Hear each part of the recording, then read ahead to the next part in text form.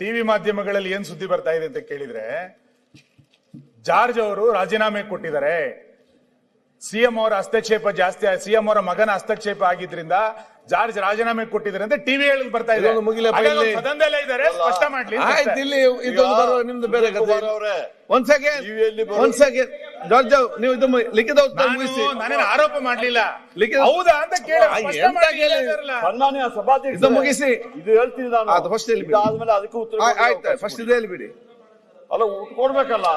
ಒಂದ್ ಸೆಕೆಂಡ್, ಅವ್ರು ಏನ್ ರೈಸ್ ಒಂದ್ ಸೆಕೆಂಡ್. ಈಗ ಹೇಳ್ತೀನಿ. ದಿನಾಂಕ 29/1/26 3ನೇ ಪಟ್ಟಿಯಿಂದ ಸದನದಲ್ಲಿ ಲಿಖಿತ ಮೂಲಕ ಉತ್ತರಿಸುವ 193 ಪ್ರಶ್ನೆಗಳ ಪೈಕಿ 20 ಪ್ರಶ್ನೆಗಳ ಉತ್ತರಗಳನ್ನು ಸದನದಲ್ಲಿ ಮಂಡಿಸುತ್ತಿದ್ದೇನೆ.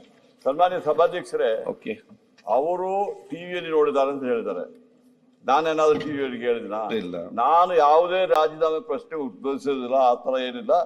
ಸಂಪೂರ್ಣವಾದ ನಂಬಿಕೆ ನಮ್ಮ ಮುಖ್ಯಮಂತ್ರಿ ಮೇಲೆ ನಮಗಿದೆ, ಗೊತ್ತಾಯ್ತಲ್ಲ. ನಿನ್ನೆ ಸಮೇತ ನಮ್ಮ CLP ಮೀಟಿಂಗ್ ಇತ್ತು. ನೀವು ಯಾವ್ದಕ್ಕೆ ಕೇಳ್ಬಿಟ್ಟು ನನಗೆ ಗೊತ್ತಿಲ್ಲದ ವಿಚಾರ ನೀವು ನಮಗೆ ಬೇಕು ಸರ್, ಅದಕ್ಕೆ ಕೇಳ್ತಾ ಇರೋದು. ನೀವು ನಮಗೆ ಬೇಕು, ಸತ್ಯಕ್ಕೆ ದೂರ. ನಾನು ಟಿವಿನಲ್ಲಿ ಬಂದಿದ್ದೇನೆ, ಉಲ್ಲೇಖ ಮಾಡ್ತಾ ಇದ್ದೀನಿ. ಏನಾಗಿದೆ ಟಿವಿ ಅವರಿಗೆ ಹೇಳ್ತೀನಿ, ಒಂದ್ ನಿಮಿಷ. ಮೊದಲು ಹಳೆ ಕಾಲದಲ್ಲಿ ಬೆಳಗ್ಗೆ ಒಂದು ನ್ಯೂಸು, ಮಧ್ಯಾಹ್ನ ಒಂದು ನ್ಯೂಸು, ಸಾಯಂಕಾಲ ಒಂದು ನ್ಯೂಸು, 3 ನ್ಯೂಸ್ ಇತ್ತು. ಈಗ 1 ಗಂಟೆಗೆ ಬ್ರೇಕಿಂಗ್ ನ್ಯೂಸ್ ಬರಬೇಕು. ಅವರೇ ಸೃಷ್ಟಿ ಮಾಡ್ತಾ ಇದ್ದಾರೆ. ಅವ್ರು ತೋರಿಸಿ ಎಲ್ಲಿ ನಾನು ಹೇಳಿದ್ರೆ ಬಿಟ್ಟು ಅವ್ರಿಗೆ ಬೆಳಗ್ಗೆ ಸಾಯಂಕಾಲ ನ್ಯೂಸ್ ಬೇಕು, ಅದಕ್ಕೆ ಈ ತರ ಮಾಡ್ತಿದ್ದಾರೆ. ದಯವಿಟ್ಟು ಒಂದು ಮಾತು ಕೇಳಿದನ್ನ, ನಾನು ಆ ತರ ಯಾವ ವಿಚಾರದ ರಾಜೀನಾಮೆ ಕೊಡ್ಲಿಲ್ಲ, ಆ ಪ್ರಶ್ನೆ ಉದ್ಭವಿಸಿದ್ರ.